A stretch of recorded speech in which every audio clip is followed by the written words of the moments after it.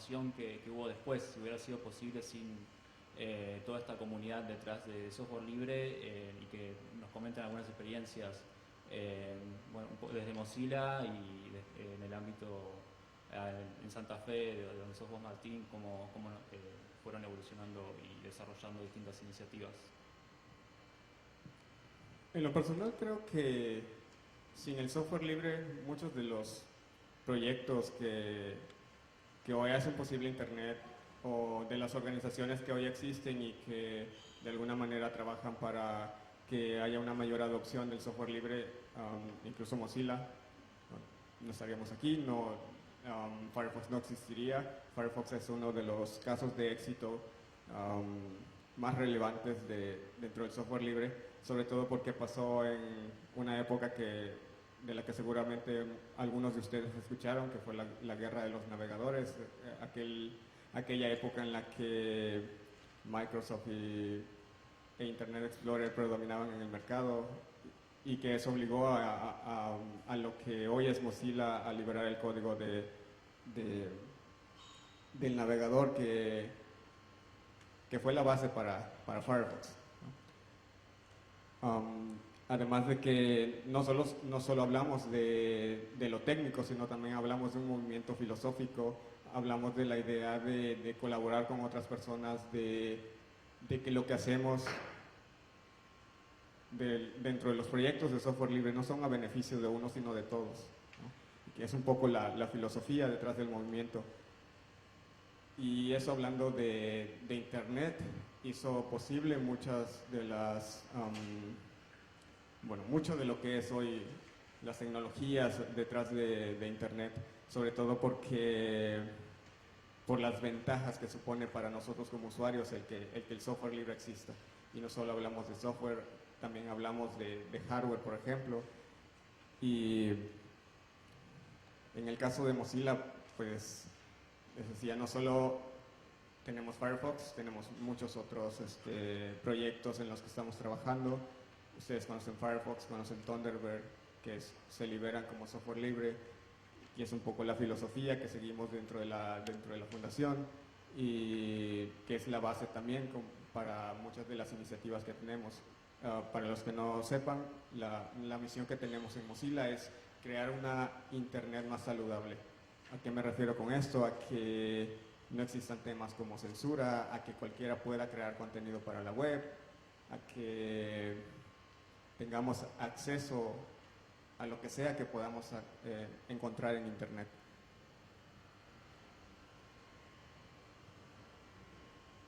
Sí, estaba pensando a la vez, digamos que, bueno, que esto que hay una disputa en Internet, ¿sí? Porque, a ver, los que estamos acá generalmente somos entusiastas del software y cultura libre, digamos, ¿no? Entonces creemos que los contenidos tienen que estar disponibles y bregamos por eso, digamos. Pero hay una disputa fuerte en Internet que pasa en todos lados, digamos, es con la propiedad intelectual, digamos, también, ¿no? Entonces, esa disputa es la que están llevando a cabo hoy las distintas organizaciones, sea, bueno, Creative Commons, Wikimedia, etcétera, digamos, ¿no? Que están tratando, y estamos tratando todos, de que Internet se mantenga libre, digamos, y disponible, y con lo mejor posible para todos y todas, ¿no?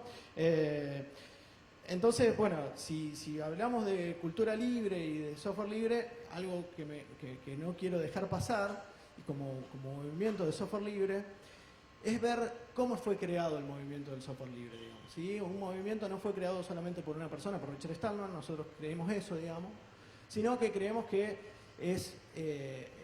al ser un movimiento, tiene influencias por otros movimientos importantes, ¿no? Si vemos que esto del software libre, que después termina en cultura libre, nace en los 60, 70, digamos, 60, 70, 80, digamos, en los centros de investigación, vemos que, bueno, que trabajaban un poco compartiendo y trabajando de manera colaborativa en los centros de investigación, pero también como se incorporó, digamos, o llegaron los movimientos a los centros de investigación, movimientos importantes como el feminismo y como los movimientos hipistas, digamos, ¿no? Que eran entonces, en esa misma época, que no es casualidad que en los 80 nazca eso, que nazca, mal hablado nazca, sino que se expanda o agarre gran impulso el movimiento de software libre, ¿no? Entonces, Eso no quería dejar pasar, digamos, como movimiento que después da lugar a la cultura libre, reconocer todos los movimientos anteriores, digamos, que fueron impulsando a que se llegue a esto, ¿no? Y sobre Internet, digamos que otra cosa interesante de esto es, bueno, para que Internet sea lo mejor posible, bueno, están los contenidos, ¿sí? Los contenidos queremos que sean libres, y ahí está la disputa que hablábamos, ¿no? Con la propiedad intelectual. Entonces, hoy por hoy tenemos las herramientas de ponerle una licencia, algún tipo de licencia para que esté disponible, ¿no? Entonces, cuando nos preguntás desde el Observatorio de Cultura Libre qué cosas venimos haciendo en Santa Fe, es que en Santa Fe tenemos 2 leyes de software libre, una que salió en el 2004 y otra en el 2004. La del 2004 decía que se debía usar preferentemente software libre. Y ahora en el 2010 salió una modificación que decía que todo lo que use el Estado tiene que ser software libre, ¿sí? Todo software que utilice y que desarrolle, ¿no? Entonces, cuando hablamos de Internet, el Estado también es un gran productor de conocimiento. No solamente de conocimiento, sino también de software, digamos. Hay mucho software producido por el propio Estado. Entonces, ahí decimos, bueno, ¿qué participación tienen los ciudadanos con respecto a ese software? También trabajo en la provincia y esto es algo que estamos empezando a discutir en los informáticos de la provincia. ¿Qué pasa? ¿Qué participación tienen los ciudadanos con respecto de los software? ¿Son simplemente usuarios o pueden dar alguna opinión, pueden modificarlo, etcétera? Bueno, no, hoy por hoy la ley no está reglamentada. Lo que se estamos haciendo del observatorio es tratar de que se reglamente, tratar de buscar diálogos para que se puedan reglamentar la ley y que podamos tener no solamente software, sino también ir hacia un Internet donde todos tengamos disponibilidad, ¿tá? Entonces, para poder tener disponibilidad, tenemos que tener voz todos, ¿sí? Y la única forma de tener voz es con software y cultura libre, digamos, ¿no? Entonces, eso es lo que estamos tratando de hacer, o tratando de empezar a discutir, digamos, cómo se piensan las tecnologías desde un punto de vista ciudadano.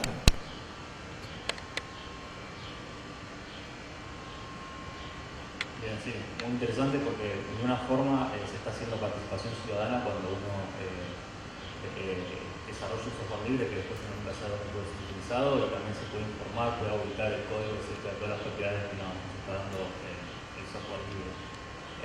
Para hacer unas preguntas de sondeo al público, para saber un poco quién se considera, levantando la mano solamente, después lo vamos a pasar el micrófono para que hagan las preguntas. ¿Quién se cree de acá que esté innovando en su ámbito? Levantan la mano, más arriba, no sean tímidas o tímidas. Perfecto. ¿Alguien, quién considera que esa vamos a otra, bueno, por ahí no innovan, pero generan contenido? ¿Quiénes generan contenido? Genial. ¿Y quiénes opinan que, bueno, Internet es fundamental para poder realizar ese contenido que están realizando hoy en día? O esas innovaciones. Bien. Un poco para ir sondeando lo que venían haciendo. Bueno, vamos a ver ahora, no sé vos, Mario, ¿qué opinás sobre...? Bueno, Mozilla tiene una visión muy fuerte. De hecho, yo personalmente en mi historia, la fundación de Mozilla fue la ventana, la puerta de entrada a conocer todo el mundo del software libre, así que me pareció muy interesante todo el trabajo que estaban haciendo. Y hoy en día se da una discusión mucho con Internet, que se están centralizando los sistemas. Entonces, ¿cómo eso puede afectar al ecosistema de innovación, al ecosistema de software libre? ¿Vos qué opinás? ¿Qué visión del futuro tenés respecto a todos estos nuevos actores que están ingresando y cómo ese ecosistema está un poco mutando por, a veces se puede decir, compañías que están como tomando, aprovechándose del ecosistema y demás? ¿Cuál es tu visión respecto a eso? Bien, quiero hablarles un poco de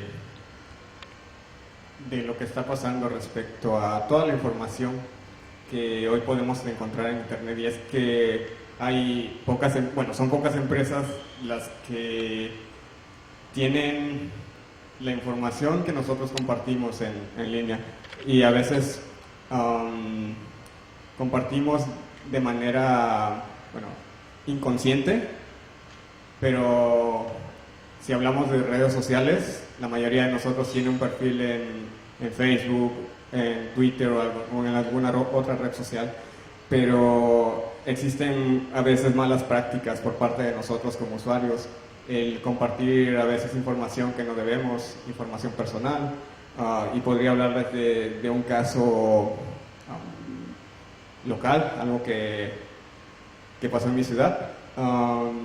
Resulta que hay un café al que voy a veces a trabajar y ellos estaban en los tickets de consumo imprimiendo el nombre de la persona que te atiende cuando llegas. Y yo les decía, vale, les preguntaba, ¿por qué hacen esto si solo con el nombre de cada uno de nosotros podemos saber demasiada información o encontrar demasiada información haciendo una búsqueda en redes sociales, en Google? Y a veces con esta búsqueda podemos encontrar información sensible. Podemos, por ejemplo, saber cuándo nació una persona, saber si tenemos un amigo en común con la persona, y si vamos relacionando toda esta información podemos obtener muchos datos más. Y es que tenemos esta mala práctica de compartir demasiada información, y eso hablando un poco de quién tiene nuestros datos cuando navegamos en internet. Y es que no sé si se habrán dado cuenta, pero a veces cuando navegamos y hacemos una búsqueda en algún sitio de compras y regresamos a Facebook, nos aparece publicidad de lo que acabamos de buscar. Se preguntarán por qué, y es que los sitios como Facebook y Twitter nos rastrean, por decirlo de alguna manera. Es un poco más técnico, pero nosotros, por ejemplo, en Mozilla tenemos un plugin para el navegador en el que podemos ver mediante un gráfico los sitios que hemos navegado, por ejemplo, hoy. Y nos va a mostrar no solo aquellos que visitamos, sino también nos va a mostrar aquellos que de alguna manera están relacionados porque existe un botón de redes sociales o porque existe un botón de algún servicio, ¿no? Y es como las empresas van recopilando información sobre nosotros y la usan para venderla a terceros, o es una de las razones por las que a veces pasa o se dan casos como el de Cambridge Analytica con Facebook, que pasó hace muy poco. Y bueno, para no extenderme mucho más, ¿qué creo que va a pasar? Yo creo más bien que necesitamos empezar como a informarnos un poco más de las cosas que están pasando. Puedo hablar, por ejemplo, de algunas legislaciones que en algún momento se quisieron aprobar en Estados Unidos, en México. ¿Y por qué hablo de Estados Unidos siendo que no vivo allá? Porque la mayoría de los servicios que usamos tienen servidores en Estados Unidos, y cualquier legislación que se apruebe nos afecta directamente. Y esa fue una de las razones, por ejemplo, por la que muchos activistas protestamos contra Sopa y Pipa en su momento, o en el caso de la ley Telecom para México, que nos vendieron como una ley que nos daba muchos beneficios, pero se olvidaron de ciertos detalles que tienen que ver con la privacidad y el cómo nos afecta, ¿no? Pero entonces necesitamos empezar como a mantenernos informados, y bueno, relacionado a esto, a exigir a las autoridades que si buscan aprobar una ley que afecte la manera en cómo interactuamos con Internet, exigirles que no lo hagan, ¿no? Es un poco por la razón por la que se han dado muchas protestas alrededor del mundo. Y bueno, ¿qué esperaría yo además de eso? Creo que necesitamos empezar como a crear tecnología que de alguna manera nos permita garantizar que Internet no se mantenga como es hoy, porque Internet no es el mismo Internet que se creó hace años cuando se empezó como un proyecto militar, ¿no? Y con todas las demás tecnologías que vinieron después, como la web y los protocolos y demás tecnologías que hacen posible lo que tenemos hoy, ¿no? Entonces es empezar como a trabajar un poco más en esto. Martín. También quiero hacer un poco de tu visión de cómo estamos en lo que es este ecosistema abierto y el movimiento de software libre desde los 60 hasta ahora. Si estamos en el mejor momento, hubo un buen momento antes y ahora estamos como decayendo. Que nos comentes un poco de tu visión de cómo estamos ahora con respecto al pasado y hacia dónde vamos. Sí, como activista te diría, hasta que no haya todo software libre y cultura libre, uno no se va a quedar tranquilo, digamos, ¿no? Es lo que uno trata de luchar, digamos, ¿no? Por decirlo, o militar, digamos, ¿no? Entonces, sí, por ahí estamos medio complicados, que también en Europa también hubo otro impulso también para que los contenidos, o que sea el tema de esto de las fake news y todo eso, que se pueda revisar los contenidos y bueno, y que se puedan bajar sitios. Bueno, entonces lo que vemos es que hay dos cosas importantes, digamos. Una es las regulaciones, que ahí hay que pelearlas, ¿sí? Discutirlas, y para discutirlas no son lugares, espacios que son fáciles de acceder, ¿sí? Hay que hacerse los lugares y poder acceder a esos lugares, que es complejo, digamos, ¿no? Para poder discutir una ley, no va cualquiera a discutir una ley, salvo que los gobiernos impulsen la discusión ciudadana, digamos, ¿sí? O la convocatoria a los ciudadanos, ¿no? Entonces, es impulsar eso, digamos, desde las comunidades, ¿sí? Impulsar que las cosas, las distintas regulaciones, distintas leyes, distintos otro tipo de ordenanzas municipales, etcétera, digamos, tengan mayor participación ciudadana, digamos, ¿no? Y eso significa que las comunidades tienen que empezar a elaborarlo, agruparse y empezar a elaborarlo, que no es fácil, es más complejo todavía también, ¿no? Hay muchas diferencias entre las comunidades y bueno, y hay distintos intereses, y bueno, y empezar a armar comunidad para ese tipo de cosas cuando uno es bastante ajeno es bastante complejo. Nos pasó por ejemplo, con el tema de la ley de software libre, que no alcanza solamente una ley para que se utilice software libre, ¿sí? Si no hay una masa importante, ¿sí? O una comunidad que realmente discuta eso, pasa como pasa ahora en Santa Fe, digamos, no se reglamenta la ley y no se cumple, digamos, ¿no? Entonces, cualquier regulación generalmente llega de arriba hacia abajo, ¿sí? Y no hay, digamos, una comunidad que la sostenga, ¿sí? Generalmente, muchas veces, desgraciadamente, las leyes de propiedad intelectual, que son las que atacan, digamos, a la cultura libre, vienen impuestas por las grandes empresas, por lobby de discográfica, de cinematográficas, de editoriales, digamos. Y bueno, y lucharlo desde las comunidades es bastante complejo. Entonces, hoy por hoy se ve un fuerte impulso, se sigue viendo, no es que paró, sino que se sigue viendo un impulso de lobby de las grandes empresas. Pero bueno, cada vez hay un poco más de comunidad que las ataca, ¿sí? Sino que se pone en defensa de la cultura, digamos, ¿no? Hoy por hoy en las universidades también se está viendo que el tema de educación abierta se está empezando a ver como un tema de discusión, digamos, ¿no? Hace unos años, y todas las universidades, o la mayoría de las universidades grandes, tienen sus propios lugares de patentamiento de ideas, de proyectos, etc., ¿no? Y bueno, ahora se está viendo que la educación abierta es una posibilidad. La educación abierta significa esto, contenidos libres, y tener contenidos libres significa, bueno, ¿cómo es la educación? ¿Es lo mismo educar con contenidos libres o con filosofía de cultura libre o con ideas de cultura libre que de colectivo, digamos? No, bueno, también, si uno está compartiendo que pueda tener internet o que laburen, que las estudiantes laburen en forma grupal, bueno, el tema de evaluación es distinto, ¿sí?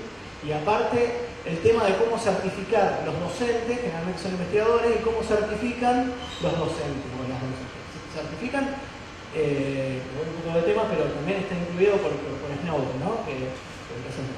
Los papers de investigación los terminan certificando ciertas revistas, digamos, ¿no? Entonces, esas ciertas revistas la tienen a toda esa información privativa, digamos. Hay algunos casos que se puede se conoce, digamos, como el de Al-Suar, ¿sí? que trataron de liberar información, o bueno, Salhat, etcétera, digamos. Pero bueno, eso se está viendo, que da un poco de esperanza, o de decir, no de esperanza, sino que te da un poco más de fuerza para decir, bueno, hay un camino que se está recorriendo, digamos, que se está luchando y que se está pudiendo ver hacia una internet más colaborativa, digamos, y hacia un mundo más colaborativo, decirlo de esa manera, ¿no? Entonces, bueno, ¿cuál es la visión? No sé, está todo por verse, digamos, pero bueno, si bien hay un fuerte impulso de las grandes empresas, bueno, las comunidades también están participando, ¿no? Entonces, bueno, ahí también les pedimos a los gobiernos un rol más activo. Perfecto. Bueno, mientras yo me voy a ver si está el micrófono para ver si después puedo pasar a hacer preguntas. Les voy dejando entonces el trabajo a todos y todas por ahí en el público que empiece pensando algunas preguntas y dejo alguna acá y además si quieren aprovechar a comentar algo. Con esto que estabas comentando que me hace el pie, de si la cuestión de las patentes y el software privativo, etcétera, terminan restringiendo lo que es el progreso y la innovación. Muchas veces se habla de que, bueno, en la época de la Edad Media, el clero y demás impedía que progrese las civilizaciones, etcétera. Después hubo como un boom y empezó todo el desarrollo tecnológico. ¿Ustedes creen que todas estas cuestiones de patentamiento, propiedad intelectual, etcétera, terminan limitando al final la innovación y el progreso o lo terminan fomentando? Les tiro un poco la bomba así para que comenten y les busco el micrófono para que hagan más preguntas. Yo quiero hablar un poco del tema de dependencia tecnológica, que es lo que pasa cuando usamos software privativo. ¿Qué pasa, por ejemplo, o qué pasaría si Microsoft el día de mañana decide dejar de desarrollar Windows? Ustedes como usuarios tendrían que empezar a buscar otras alternativas. El problema es que estamos tan acostumbrados a usar software privativo que hay una resistencia al cambio. Y aunque el software libre nos ofrece muchas ventajas, los procesos de migración o de cambio no son los mismos para todos. Para algunos puede ser más sencillo, para otros puede tomarles un poco más de tiempo. ¿Y por qué hablo de la dependencia tecnológica? Porque es algo que normalmente no pasa con el software libre. Cuando un proyecto, sus desarrolladores lo abandonan, muchas veces la comunidad lo retoma. Y es la manera en cómo el software libre sigue existiendo. Y puedo hablar de un caso particular, como fue lo que pasó con varios de los proyectos que Oracle adquirió con la compra de Sun Microsystems.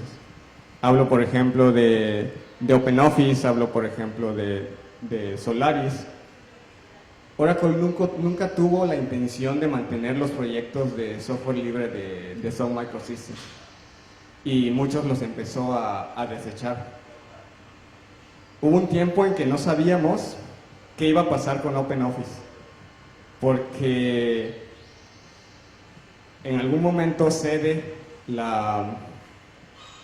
el desarrollo a la Fundación Apache, pero muchas de las personas que desarrollaban o que crearon OpenOffice deciden crear una alternativa, que es la herramienta que hoy usamos la mayoría, que es LibreOffice, que a nivel de funcionalidades y de desarrollo es mucho mejor que OpenOffice. Y seguimos sin saber qué va a pasar con OpenOffice porque la Fundación Apache no se hizo responsable del todo. Pero es que ellos desarrollan otras tecnologías que no tienen mucho que ver con herramientas para usuarios finales, ¿no? Y así hay muchas historias dentro del software libre. Proyectos que han sido abandonados por sus principales desarrolladores, pero que la comunidad los ha retomado.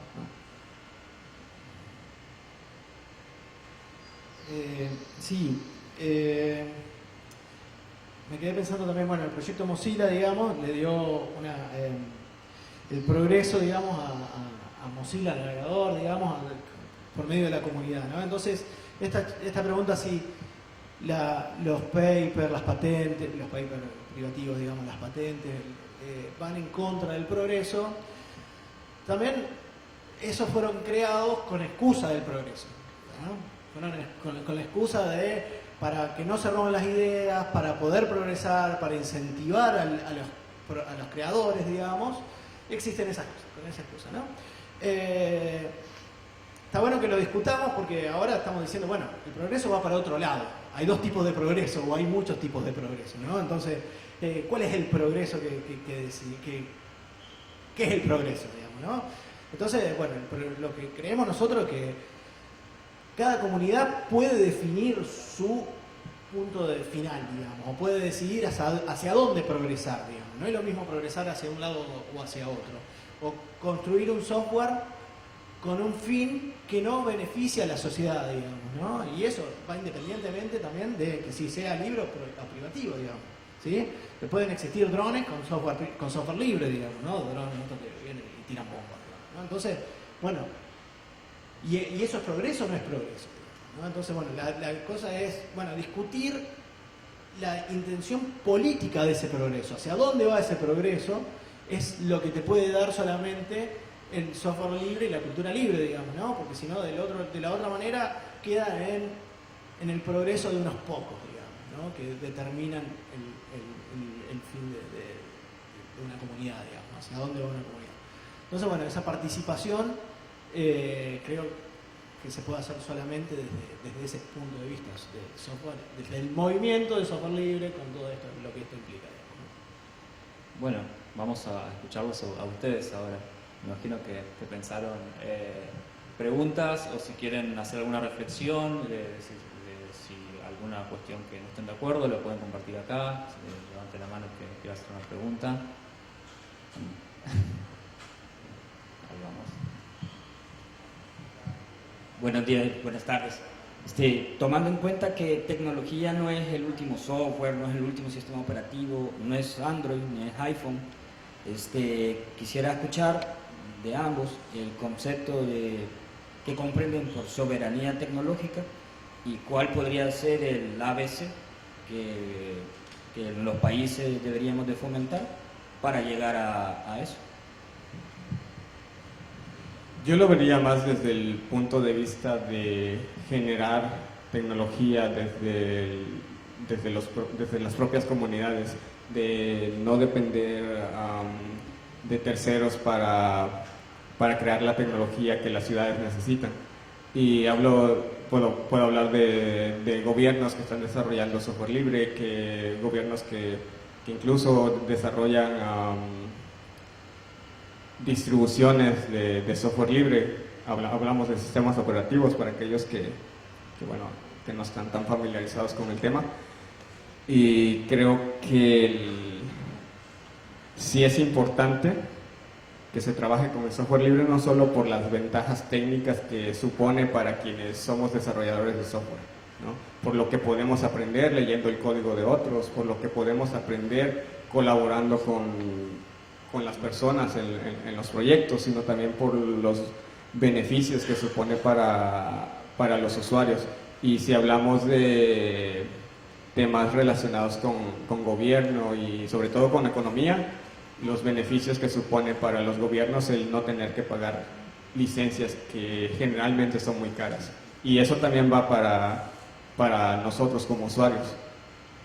Y sobre todo porque, bueno, en mi historia, yo empecé a usar software libre cuando recién empecé a estudiar la ingeniería de sistemas. Y si bien sabemos que cuando somos estudiantes no podemos darnos el lujo de pagar licencias de software por todas las herramientas que usamos, porque sabemos que son demasiado caras muchas veces. Una licencia de Windows te vale no menos de $150, que para la moneda que usamos en México eso es demasiado dinero si eres estudiante.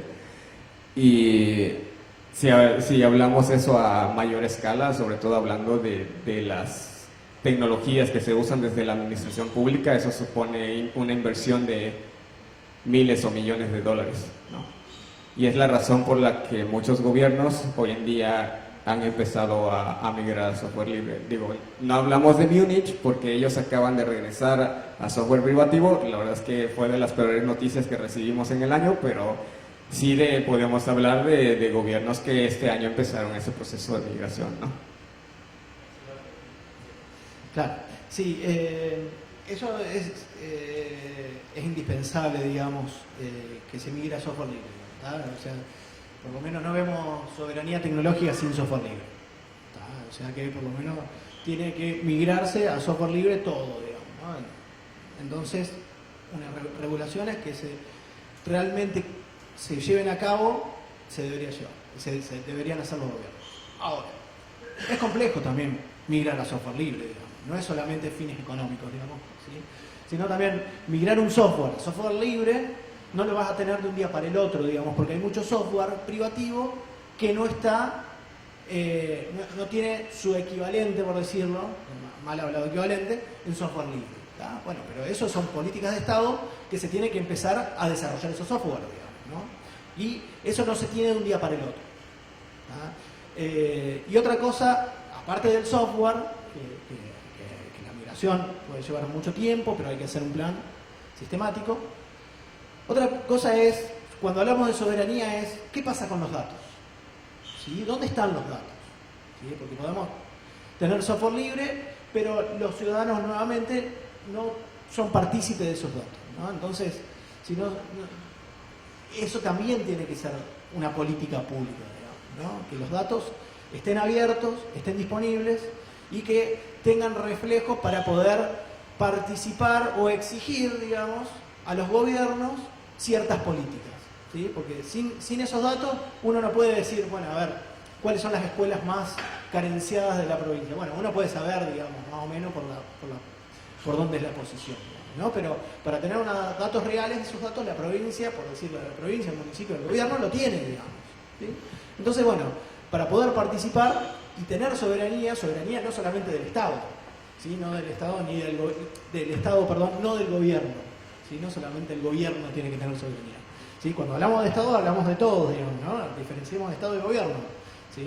Entonces, tampoco que el gobierno solamente tenga el control de los datos y de las tecnologías que se utilizan y de los artefactos tecnológicos, sino que también los ciudadanos puedan ser partícipes de eso, ¿no? Entonces, es un primer paso muy importante migrar a software libre, pero no es solamente eso, digamos, mucho más complejo, digamos.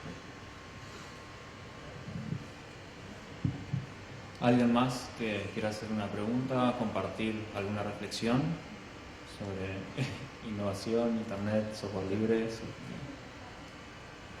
Vamos allá y después allá. Yo tengo una pregunta. ¿Ustedes en el activismo del software libre han encontrado situaciones en las cuales sea contraproducente utilizar software libre o sea riesgoso para ya sea la persona o la profesión el hecho de utilizar software libre?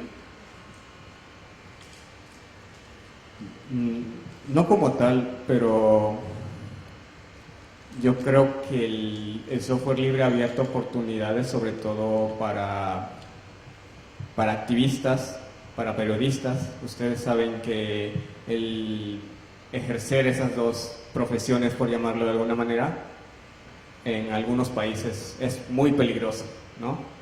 Sobre todo por la censura por parte de los gobiernos, la persecución, hablamos de vigilancia gubernamental, y entonces el software libre ha significado en lugar, no una desventaja, sino un beneficio para las personas, porque si hablamos de vigilancia gubernamental sobre todo, hay herramientas que garantizan que nadie va a poder leer las conversaciones que tú puedas tener con las personas para recabar información sobre alguna nota o cualquier otro tema. La pregunta es si existe algún software libre que sea en contra de las personas, digamos, ¿no? Algo así. No, es si la cultura libre o el software libre, ¿ustedes han encontrado casos en los cuales sea contraproducente o sí, o sea, como que riesgos para las personas han traído? Bien, vamos por el lado del software, digamos, ¿no? Por empezar. Nosotros vemos el software libre no solo técnico, sino político, digamos, ¿no? Entonces, el fin del software es que sea para un bien común, digamos, ¿no? Si está disponible el código y no tiene ese fin, sería código abierto, digamos, simplemente, ¿no? Entonces lo que distinguimos del open source del software libre es esta llamada filosofía o esta idea, digamos, de que sea para el beneficio de las comunidades, digamos, ¿no? Entonces, no creo, desde ese punto de vista, no podría existir un software libre que no vaya en beneficio de las comunidades, digamos, ¿no? Después, bueno, hablando de soberanía y de los estados, bueno, y esta discusión es que puede haber código del software libre que los estados tengan que proteger en cierto sentido, ciertas partes del código, digamos, ¿no? Pero no la idea general ni la política general. Obviamente las contraseñas, etcétera, digamos, tienen que estar protegidas, cosas así. Pero no, eso no quita de que los estados deberían seguir haciéndolo, ¿no? Y con respecto a la cultura libre, bueno, lo mismo, digamos, lo mismo que el software libre, digamos. O sea, cuando hablamos de cultura libre es que está disponible, ¿sí? Y acá se discute un poco, bueno, lo que dice que es el procomún, ¿sí? Que también están no solamente las licencias libres, sino las licencias del procomún o las licencias de pares, que las licencias de pares, a diferencia de las licencias Creative Commons, por ejemplo, es para que se pueda restringir ciertos usos, ¿sí? Entonces yo puedo restringir que se usen solamente para cooperativas, ¿sí? Para cualquier fin de cooperativas, digamos, las licencias Creative Commons de cultura libre, ¿no? No Creative Commons, de procomún. Entonces, bueno, está eso también, esa discusión que también se están llevando a cabo en las comunidades y que, bueno, a ver, hablamos de movimientos de software o movimientos sociales, digamos. Entonces, hay una brecha muy grande entre los extremos, digamos, o sea, hay una visión muy grande de distintos actores, actrices, digamos, ¿no? De lo que es eso. Bien, ¿quién más tiene preguntas, reflexiones? Sí, llegué un poco tarde, disculpen. Mi pregunta es para Mario y bueno, también para otro panelista. Si en la experiencia de todas estas aplicaciones de software libres han visto impactos significativos en soluciones, digamos, aquí en América Latina, en lugares muy sensitivos. No sé, decir experiencia en Colombia o en Centroamérica,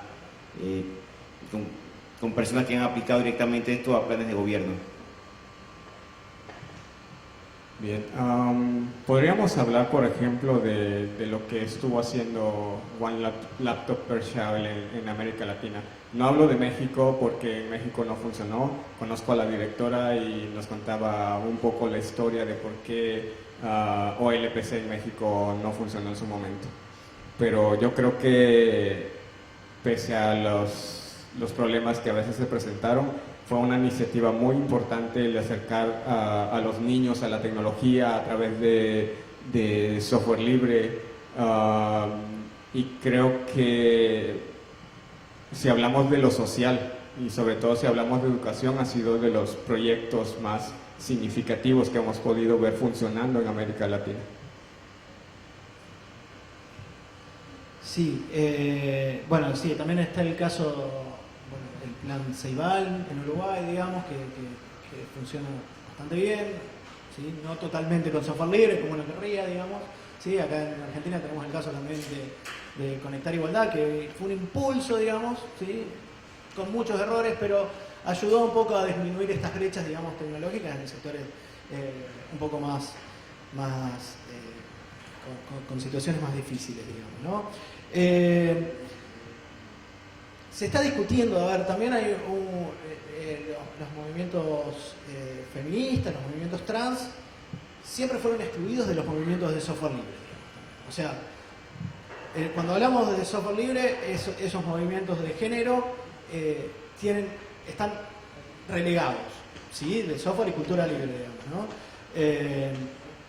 Y es algo que ahora se está viendo que en las comunidades se están trabajando, digamos, eso, ¿no? Entonces, bueno, tenés ejemplo Geochicas, bueno, un montón de movimientos feministas o movimientos trans están creciendo, digamos, pero le falta crecer esa comunidad, digamos, ¿no? Y bueno, hay que generar los espacios para que se puedan crear, digamos, ¿no? Entonces, hay es variado, digamos, ¿no? Es variado.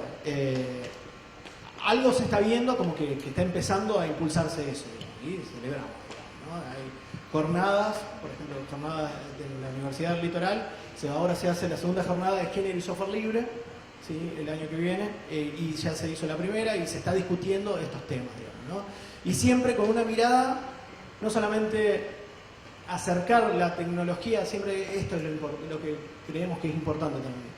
No es solamente acercar la tecnología a estos sectores relegados, sino también con qué visión o con qué fin, digamos, ¿no? Entonces, bueno, esto que apropiarse de las tecnologías y que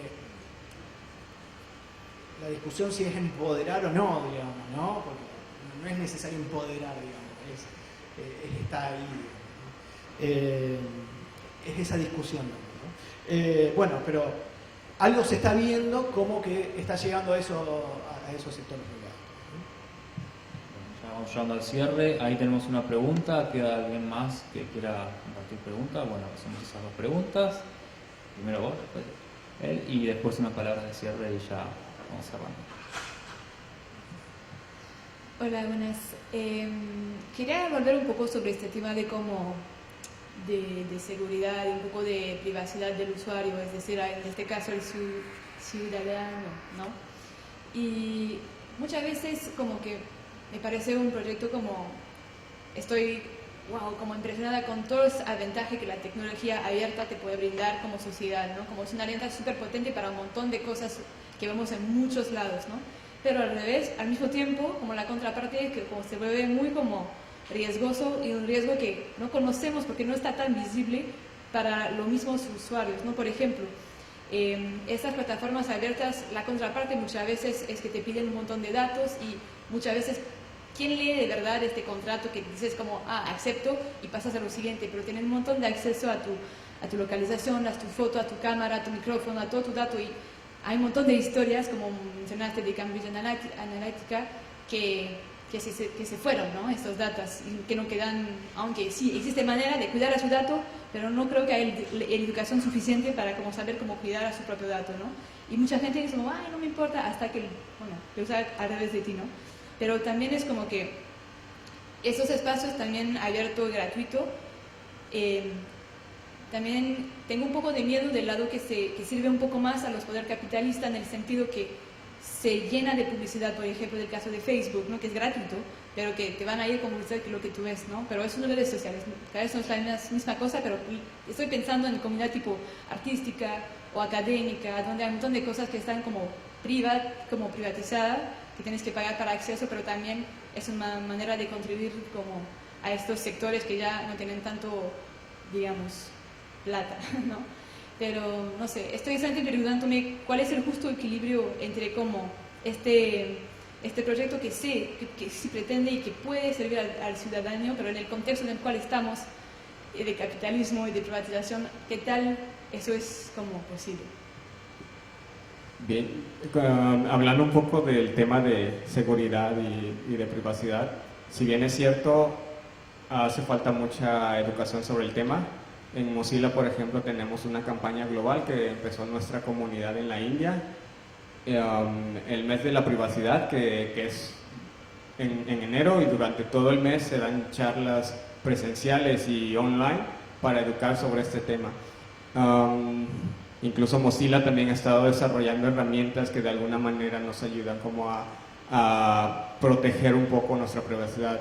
No en su totalidad, porque muchas veces depende de las prácticas que tengamos como usuarios, pero por ejemplo Mozilla con Firefox fue de los primeros navegadores en incorporar la protección contra rastreo en la navegación privada. Ahora tenemos un plugin para Firefox que aísla. Bueno, voy a intentar no ser muy técnico, pero ¿qué pasa, por ejemplo, cuando visitamos un sitio, que era el ejemplo que les mencionaba hace un momento? Cuando vamos a Facebook, nos aparece publicidad sobre lo que acabamos de buscar, ¿no? Y entonces la idea con este plugin es que cuando navegamos en Facebook, quedemos como encerrados dentro de una caja y que ningún dato pueda salir o entrar hacia Facebook. Y de esa manera logramos que en Firefox Facebook no recolecte datos sobre nosotros. Esa es una de las herramientas que Mozilla está desarrollando para esto. Pero también tenemos, como parte de esta iniciativa de hablar sobre privacidad durante el mes de enero, que para este año, tras una reunión que tuvimos con la comunidad de la India, empezamos a educar, a participar en eventos para hablar sobre el tema, para hacer recomendaciones a los usuarios sobre cómo podemos navegar de manera segura. Y si bien es cierto, aún hace falta mucho por hacer en el tema, sí es importante que quienes estamos más familiarizados con la tecnología empecemos a hablar con nuestros amigos, con nuestros familiares y dar recomendaciones sobre qué pueden hacer y qué no deben hacer cuando navegan en Internet. Y no solo hablamos de la información que recolectan la mayoría de los sitios o servicios que usamos, sino también hablamos un poco de los riesgos a los que muchas veces nos exponemos, como a veces podemos recibir un correo y si no revisamos de dónde viene el correo, podemos pensar que es legítimo y podemos estar compartiendo información personal con terceros y sabemos que esa información la pueden usar para venderlo a terceros y usarlo para publicidad, o incluso se da mucho el tema de la suplantación de identidad, sobre todo por esta tendencia de las personas de compartir demasiada información sobre sí mismas. Y hablo, por ejemplo, del hacer check-in en los lugares en donde están, de, por ejemplo, publicar que me voy de viaje y voy a estar fuera 3 semanas, o tomar fotos del lugar donde vivimos, que sabemos que haciendo una búsqueda podemos saber dónde vive esa persona, ¿no? Entre otras cosas.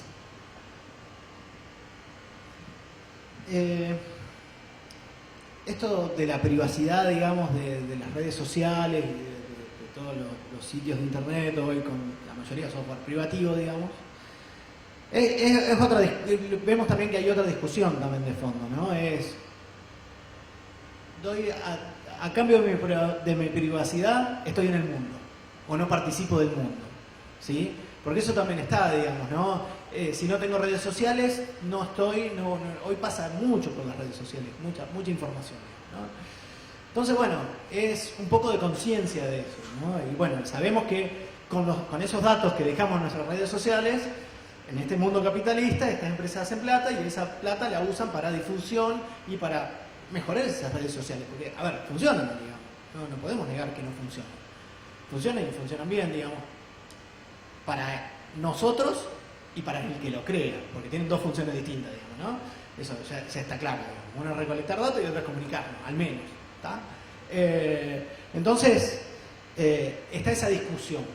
¿Cómo se discute eso? Y bueno, empezando a valorar la privacidad de otra manera, digamos, no solamente por el uso y por las facilidades y el acceso que me da esa red social, ¿está?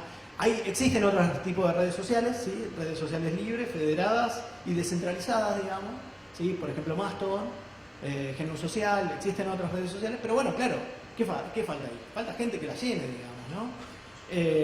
Bueno, entonces ahí está también la concientización, la disputa por, bueno, pierdo la disputa individual, ¿no?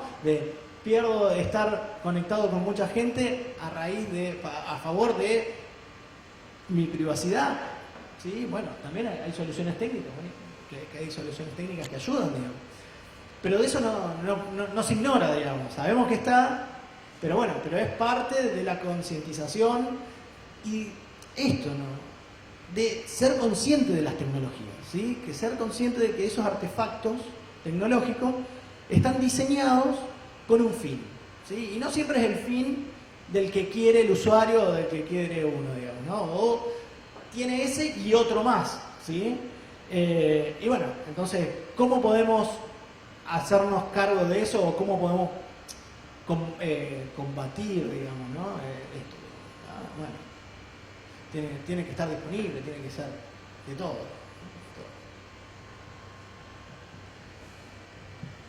Una última pregunta.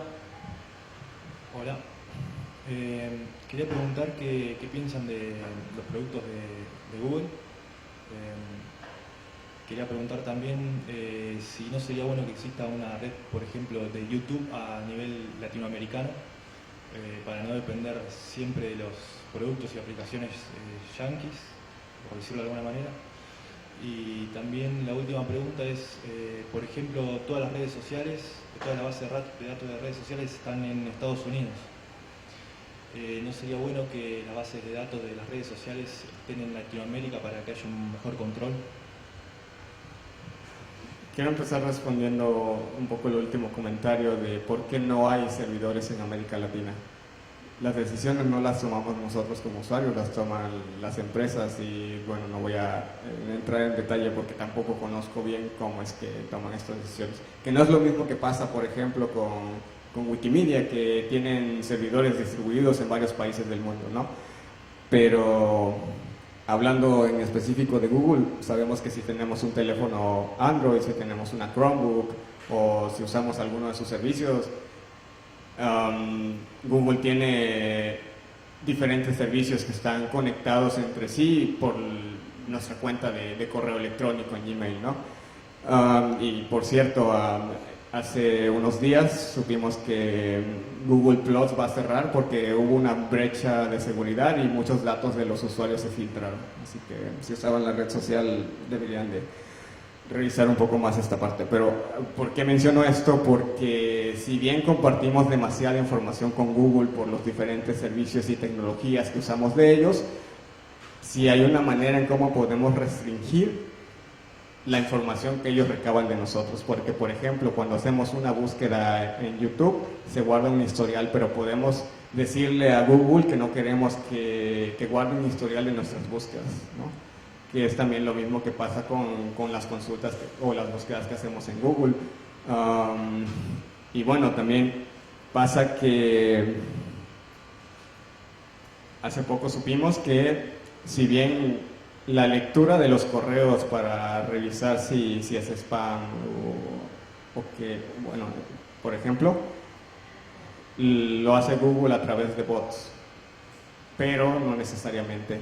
Sus empleados tienen acceso a nuestros correos y pueden leer la información que compartimos con otras personas.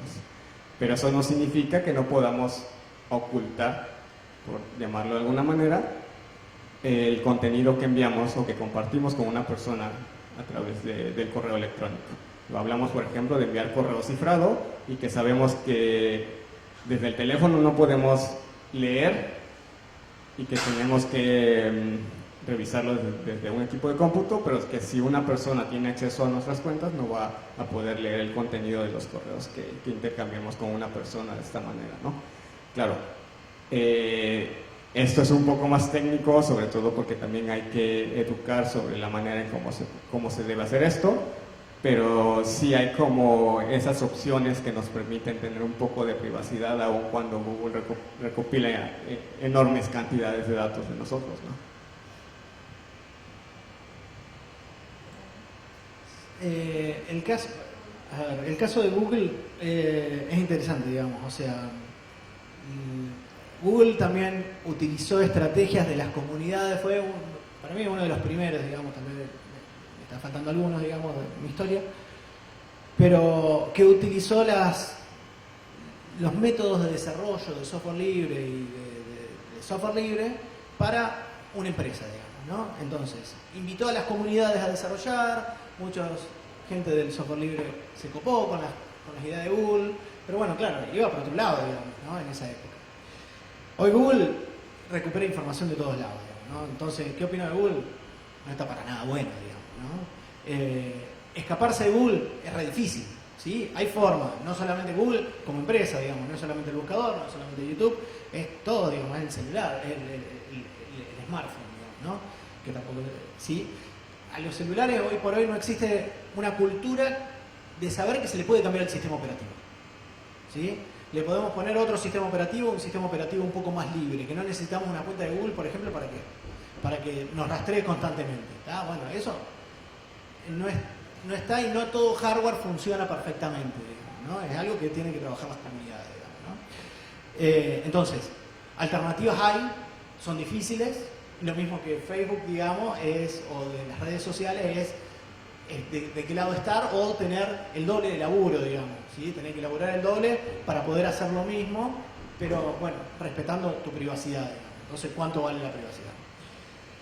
De YouTube hay alternativas, ¿sí? No solamente, no conozco latinoamericanas, pero si podés, hay un servidor Media Goblin,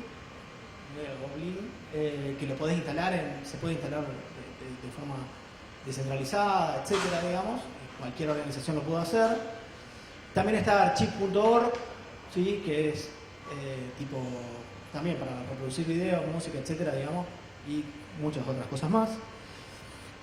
Bueno, también Wikimedia Commons, ¿sí? Wikimedia Commons es otro espacio también para dejar disponible con contenido libre, todos videos y otros tipos de archivos multimedia, digamos, PDF, etc. Y después, con respecto de las bases de datos en los estados, ¿sí? Si no me equivoco, ahí está Valesio. ¿Está Valesio? ¿Sí? Que él estuvo trabajando también en Brasil, digamos, cuando Dilma quiso llevar las bases de datos de Facebook, o sea, le dijo, bueno, cortamos Facebook o traemos la base de datos acá. Él puede, bueno, después puede explicar un poco mejor tal vez, ¿no? Lo tiro así, pero bueno, es alguien que estuvo trabajando ahí, ¿no? Es difícil, ¿tá? Imagínate que no pasó, y no pasó por distintas dificultades, digamos, ¿no? Es complejo exigirle a monstruos, ¿sí? Como son esos, que de tener réplicas, por lo menos tener réplicas de tus usuarios en tus lugares en tus estados, para poder tener el control un poco más, tener pseudo control, ¿no? Porque después hay más. Ese es un paso, hay otros pasos más complejos, digamos. Bueno, nada, eso que es complejo, digamos, que es muy difícil de llevar a cabo. Imagínate que también esto quería decir, que el creador de Facebook, Mark Zuckerberg, no me sale, tuvo que ir a hablar al Congreso, cuando el lugar para hablar al Congreso, generalmente cuando vemos acá qué pasa en Argentina, van los ministros a dar explicaciones. Acá fue el dueño de una empresa a explicar qué pasó con los datos. No solamente, a ellos les preocupaba de los estadounidenses, digamos, ¿no? Pero de los datos de miles de usuarios, de miles de millones de usuarios, digamos, ¿no? Entonces, el poder que tienen y el lobby y la fuerza que tienen esas empresas es muy complejo de romper con la fuerza del Estado. No sé si respondemos o no. Ya vamos haciendo el cierre. Si quieren decir muy brevemente algunas palabras para eso, justamente para cerrar, y ya vamos terminando el conversatorio. Muchas gracias, Mariano y Martín. Bien, únicamente quiero agregar que si bien tuvimos un pequeño espacio para hablar de todos estos temas, no podríamos estar aquí muchas horas hablando de cuáles serían nuestras recomendaciones para, pues, tener un poco más de control sobre nuestra información y sobre nuestra experiencia navegando en Internet. Pero pues nada, aquí vamos a estar y se pueden acercar a nosotros y preguntarnos, les podemos dejar nuestros datos de contacto también. Y pues agradecerles el tiempo y el habernos escuchado y bueno, darnos la oportunidad de compartir nuestras experiencias con ustedes. Sí, también agradecer esto de poder contar, bueno, la visión que tenemos del observatorio, que estamos haciendo. Pero bueno, nosotros también buscamos de cualquier lado, digamos, o sea, que se participe, buscar más masa, digamos, que participe en esto de cultura y software libre, digamos, ¿no? Ya tanto pueden participar en el observatorio como pueden participar en cualquier otro grupo, digamos, ¿no? Pero mientras más luchemos por esto, bueno, creemos que es la solución. La única forma es agruparnos y con diferencias o no, cada comunidad, como insisto, ¿no? Cada comunidad tiene sus diferencias y está bien que lo tengan, pero con diálogo que se pueda llegar hacia una cultura un poco más horizontal, digamos, ¿sí? Más participativa de todas y quienes sean, ¿no? Nosotros también queremos, por ejemplo, en esto queremos que, por ejemplo, que se dé el primer paso en Santa Fe, que busquemos la forma de que se reglamente la ley de software libre, ¿no? También estamos acá para como un espacio de decir, bueno, está la ley, es el momento que podamos hacerlo, ¿no? Es el primer paso que podemos hacer. Bueno, luchemos y busquemos la forma de tener los espacios. Así que, nada, eso. Muchas gracias Martín y Mariano por compartir su tiempo, muchas gracias a todo el público también por escucharnos y compartir sus ideas y pensamientos, reflexiones. Así que bueno, eso es todo. Ahora dentro de poco va a arrancar el otro conversatorio sobre laboratorios de innovación, oportunidades y riesgos, así que están todos invitados a quedarse y nada, eso. Muchas gracias a todos. Solo quiero agregar, ya que aprovechando que no somos muchos, tengo algunos obsequios para ustedes. De a uno pueden ir buscándolo a Mariano para recibir su regalo. Gracias.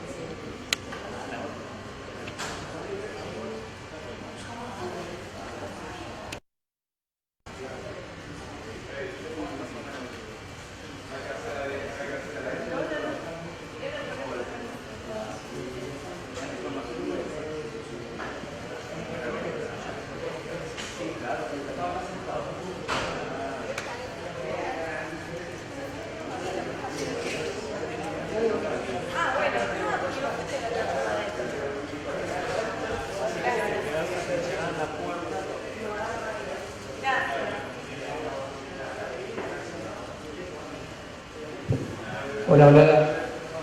Los invitamos a quienes puedan y quieran a que se queden al panel que sigue.